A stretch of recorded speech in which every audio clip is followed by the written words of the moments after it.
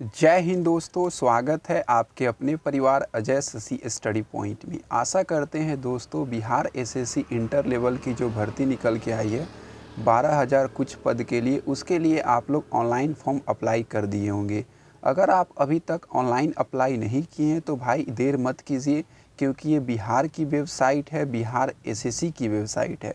अगर आपको दिसंबर में किसी तरह की टेक्निकल इशू हो गई और आप फॉर्म को अप्लाई नहीं कर पाएँ किसी कारणवश, तो फिर आपके लिए समस्या गंभीर हो जाएगी। ठीक है, अब आपको जो लास्ट डेट है वो बिहार एसएससी के द्वारा नहीं बढ़ाई जाएगी, पहले ही आपकी डेट को बढ़ा दी गई है। ठीक है, तो आप जल्दी से फॉर्म को अप्लाई कर लीजिए, ताकि देखिए कोई भी चीज़ के लिए मेंटली आदमी को प्रिपेयर रहना चाहिए। जैसे आप फॉर्म को अप्लाई कर देंगे तो आपके दिमाग से ये चीज़ कम्प्लीटली हो जाए कि हाँ, हमने ये सिलेक्शन के प्रोसेस में एक कदम बढ़ा दिया है, फॉर्म को अप्लाई कर दिया है। अब बस अच्छे से तैयारी करनी है और अपने लिए एक सीट पक्का करना है। ठीक है, तो आज की वीडियो में हम लोग यही बताएंगे आपको 3 चीज़ कि भाई अभी तक कितने बच्चों ने फॉर्म को अप्लाई किया है। ठीक है, देखिए यूट्यूब पर अलग अलग टीचर्स के द्वारा बताए जा रहे हैं कि 20 लाख रजिस्ट्रेशन हो गए। तो भाई 20 लाख रजिस्ट्रेशन होने में और 20 लाख फॉर्म अप्लाई होने में फ़र्क होता है। रजिस्ट्रेशन तो आप भी कर लेंगे, मेरे पास 5 फ़ोन है, 5 नंबर है, तो 5 रजिस्ट्रेशन हम भी कर सकते हैं। कुछ प्रैक्टिस के लिए, सीखने के लिए, कोई गलत हो गया तो उसके लिए। तो आप रजिस्ट्रेशन, नंबर ऑफ़ रजिस्ट्रेशन पे ना जाएं, बल्कि नंबर ऑफ़ पेमेंट पे जाएं कि कितने बच्चों ने पेमेंट किया है, क्योंकि जितने बच्चों ने पेमेंट किया होगा उतने बच्चों ने इस फॉर्म को कन्फर्म अप्लाई किया होगा। ठीक है, तो इसीलिए बोल रहे हैं कि आप हमारे वीडियोस को पूरा देखा कीजिए, क्योंकि हमारी वीडियोस में रियल चीज़ें होती हैं और बिल्कुल ऑफिशियल डाटा पे हम लोग बात करते हैं। हम लोग आज की क्लास में ये भी बताएंगे आपको कि भाई बिहार एसएससी इंटर लेवल की जो भर्ती निकल के आई है, जिसके लिए आप दिलो जान से मेहनत कर रहे हो, उसकी एग्ज़ाम कब होगी, आपके पास लगभग कितने दिनों का समय है। ठीक है, आप अगर मॉक टेस्ट दे रहे हो तो मॉक टेस्ट में आपके नंबर कम आ रहे हैं अभी, तो उस नंबर को कैसे बढ़ाएं बात करते हैं। आप सभी को पता है कि अगर आपको मेंस के लिए क्वालिफाई करना है तो मॉक टेस्ट में अगर आपके 110 नंबर, 115 नंबर, मतलब कम से कम अगर आप जनरल कैटेगरी में नहीं आते हो तो आपको 100 प्लस नंबर सही 100 प्लस क्वेश्चन करने होंगे। ठीक है, सिर्फ क्वेश्चंस की बात कर रहे हैं, नंबर की नहीं। क्वेश्चंस को 150 क्वेश्चन की होती है ना एग्ज़ाम, तो मॉक टेस्ट में भी आपके 150 क्वेश्चन होंगे। तो उस 150 क्वेश्चन में आप 100 प्लस क्वेश्चन कम से कम कैसे सही कर सकते हो और 120 प्लस तक इसको कैसे ले जा सकते हो। ठीक है, तो इन सारी चीज़ों पे हम लोग बात करेंगे। चैनल को सब्सक्राइब कर लीजिए, बहुत अच्छी और प्यारी वीडियोस आपके लिए हमेशा शूट की जाती है। ठीक है, चलिए सबसे पहले बात करते हैं कि कितनी फॉर्म अभी तक अप्लाई हुई है। देखिए, पर्सनली मैंने अपने छोटे भाई का फॉर्म अप्लाई किया है और मेरा एक और भाई है, ठीक है, उसका फॉर्म अभी तक अप्लाई हमने नहीं किया है। वो इसलिए हमने नहीं किया फॉर्म अप्लाई क्योंकि ये फॉर्म हम लोग बिल्कुल लास्ट में करेंगे, 1 वीक पहले। ठीक है, ताकि अंदाज़ा लग जाए कि लगभग कितने फॉर्म अप्लाई हुए हैं, क्योंकि पेमेंट करेंगे ना हम लोग, सिर्फ रजिस्ट्रेशन करके पता करना हमारा मकसद नहीं है। हम पेमेंट करेंगे और वो चीज़ आपको दिखाएंगे। ठीक है, तो एक वीडियो और आएगी आपको फॉर्म को लेकर, तो वो वीडियो आपको लगभग लास्ट में मिलेगी। ठीक है, चैनल से जुड़े रहेंगे तो आपको नोटिफिकेशन मिल जाएगी। अभी फ़िलहाल बात करें कि 2 दिन पहले हमने अप्लाई किया था फॉर्म, खुद अपने से, अपने लेफी से। तो उस समय जो छोटे भाई का फॉर्म अप्लाई किया था तो उनका रजिस्ट्रेशन नंबर जो मिला था वो कितना मिला था, तो वो आपको मिला था 19 लाख कुछ समथिंग में मिला था। ठीक है, मतलब 20 लाख के 19 लाख आप मान सकते हो कि लगभग 19 लाख कन्फर्म रजिस्ट्रेशन हुए थे। लेकिन जो बात करें, जो रेफरेंस नंबर जो मिलता है जब आप पेमेंट करेंगे तो एक पेमेंट स्लिप आपको मिलेगी, तो उस पेमेंट स्लिप पे हर एक चीज़ दिया रहता है। तो उसमें कितने बच्चों ने लगातार कंटिन्यू अभी तक बिहार एसएससी इंटर लेवल के लिए पेमेंट किया, वो भी एक सीरीज़ वाइज आता है। जिस तरह से रजिस्ट्रेशन 1 बाई 1 आता है नंबर से, उसी तरह से पेमेंट वाला भी 1 बाई 1 आता है। ठीक है, तो उसका बात करें तो वो मात्र अभी 13 लाख था, 13 लाख कुछ हज़ार कुछ सौ पे था। आप ऐसा मान लीजिए एग्जैक्ट डाटा कि 13 लाख पे था। ठीक है, तो सोचिए 19 लाख के करीब फॉर्म अप्लाई हुए हैं और मात्र अभी तक पेमेंट जो है वो 13 लाख के करीब ही हो पाए हैं।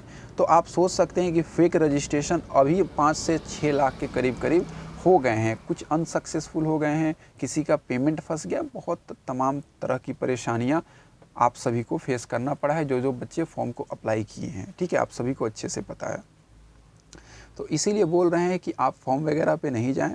अगर आप में दम है, आप अगर पढ़ रहे हैं 8 से 10 घंटा डेली, आपके पास अगर लिमिट कंटेंट है, लिमिट बुक है, ठीक है, जीके के लिए 1-2 बुक होनी चाहिए, मैथ्स के लिए 1 बुक, रीजनिंग के लिए 1 बुक, अगर ये है तो फिर आप फॉर्म कितनी भी भराएं, आपका सिलेक्शन कंफर्म हो रहा है। ठीक है, चलिए अब दूसरे सवाल पे बात करते हैं कि भाई एग्ज़ाम कब तक होगा। तो देखिए एग्ज़ाम को एग्जैक्ट बताना मुश्किल है, क्योंकि आप सभी को पता है कि बिहार पुलिस की सबसे पहले भर्ती आई थी, तो उसकी एग्ज़ाम अभी तक पेंडिंग है। पहले उसकी एग्ज़ाम होगी, उसके बाद बिहार एसएससी की एग्ज़ाम होती, लेकिन अब नहीं होगी। आप बोलेंगे ऐसा क्यों? क्योंकि बिहार एसएससी या जस्ट उसी के साथ बिहार एसआई का फॉर्म भी स्टार्ट हुआ था। लेकिन आप सभी को पता है कि बिहार दरोगा का फॉर्म कंप्लीट हो गया है, लेकिन अभी तक एसएससी की जो फॉर्म है इंटर लेवल वाली बिहार एसएससी की, वो अभी कंटिन्यू है, 11 दिसंबर तक अप्लाई होगी। तो इसलिए उसके बाद बिहार पुलिस के बाद बिहार दरोगा का एग्ज़ाम होगा और उसके बाद बिहार एसएससी इंटर लेवल की एग्ज़ाम होगी।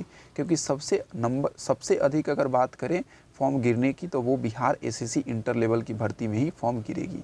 रजिस्ट्रेशन आप मान सकते हो कि 30 लाख प्लस में जाने वाली है, और जो फॉर्म अप्लाई होगी एग्जैक्ट वो 21 से 22 लाख के करीब करीब बच्चे होंगे जो कि फॉर्म को अप्लाई करेंगे।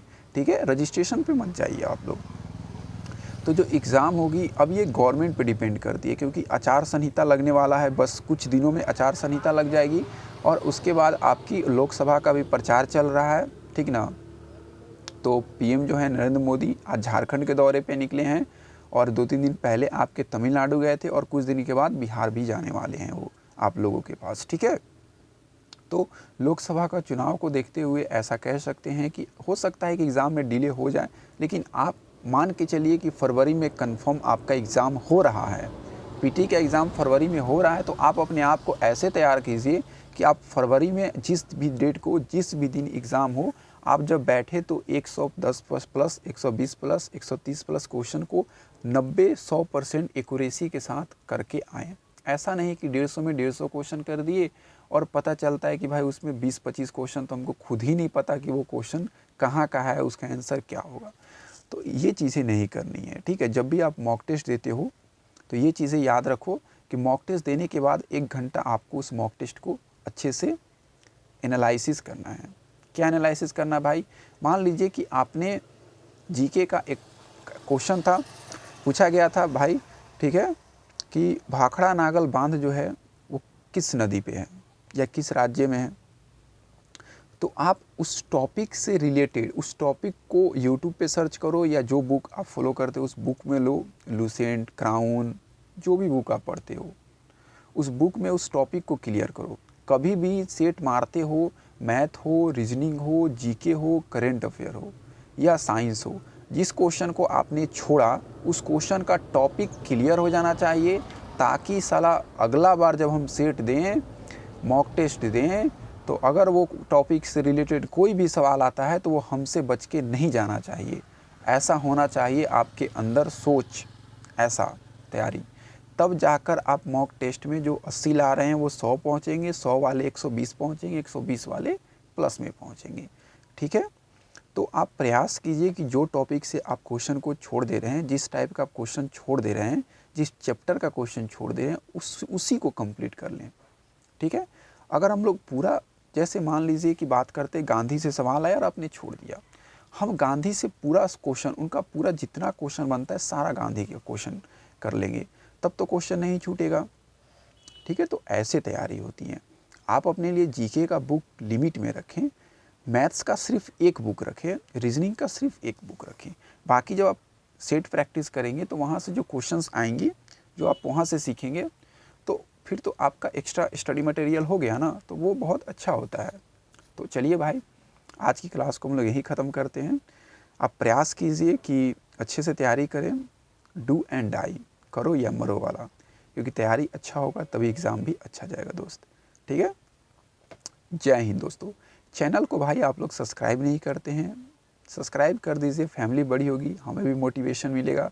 जितना हमारे पास नॉलेज है, हमने अपनी ज़िंदगी में कंपटीशन से रिलेटेड जितनी भी सीखी है चीज़ें वन डे एग्ज़ाम में, वो सारी चीज़ें आपसे शेयर करते हैं। हमने जो जो गलतियाँ की हम बताते हैं कि हमारे छोटे भाई बहन जो हैं या जो हमारे साथी है जो तैयारी कर रहे हैं, भाई वो गलती ना करें, वो एग्ज़ाम से बाहर ना हो। ठीक है भाई, डिसिप्लिन होना चाहिए तैयारी में आपका। ऐसा नहीं कि हम तैयारी कर रहे हैं कल छोड़ दिए, आज 4 घंटा पढ़े, कल 5 घंटा, कल सो 10 घंटा और परसों पढ़े ही नहीं। ऐसा नहीं, हम 6 ही घंटा पढ़ेंगे लेकिन साला डेली पढ़ेंगे, ठीक है।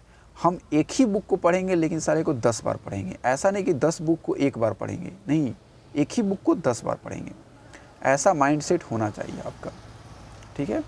क्लियर रहेंगे तभी एग्ज़ाम को भी क्लियर कर पाएंगे। अगर आपका दिमाग ही कंफ्यूज रहेगा तो आप एग्ज़ाम को कभी क्लियर नहीं कर सकते हैं, ठीक है। चलिए, तो आज की क्लास को ख़त्म करते हैं। आपका बहुत कीमती वक्त हमने लिया, आशा करते हैं कि कीमती जानकारी भी हमने आपसे शेयर की होगी।